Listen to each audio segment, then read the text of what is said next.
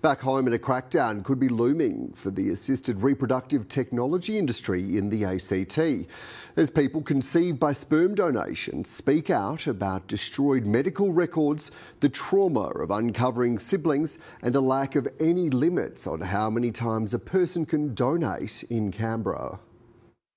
Eleni McElroy was born out of utmost tragedy. Her parents had lost their young son when he drowned in a river. So in 1989, they looked to sperm donation to have another baby, Eleni.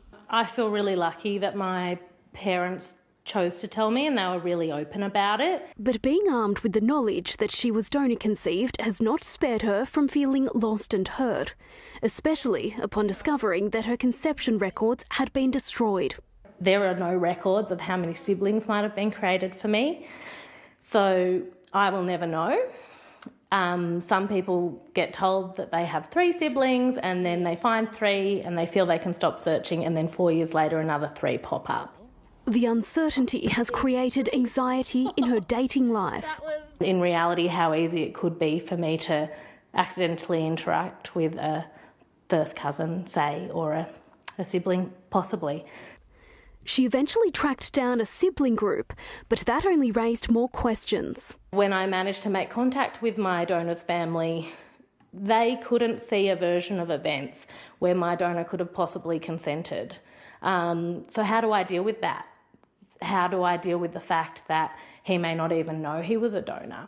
Advocates say the assisted reproductive technology industry has been operating unchecked. 38-year-old Helena Seagrott learned her donor was being paid $10 to leave his sperm in a Queensland clinic car park.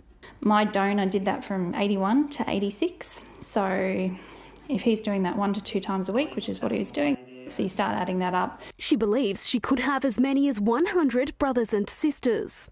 There's 8 of us so far, but counting, and I expect for the rest of my life to get the random email, here you've got another half-sibling. She's calling out a lack of record-keeping, counselling and caps on donations. Currently we have no legislation or regulation of artificial reproductive technologies in the ACT. But Emotion is proposing a crackdown on the industry in Canberra, and Eleni says it's urgent. It's a very hard experience because you're always looking for some thing that indicates to you where the truth is, and it's impossible to figure it out.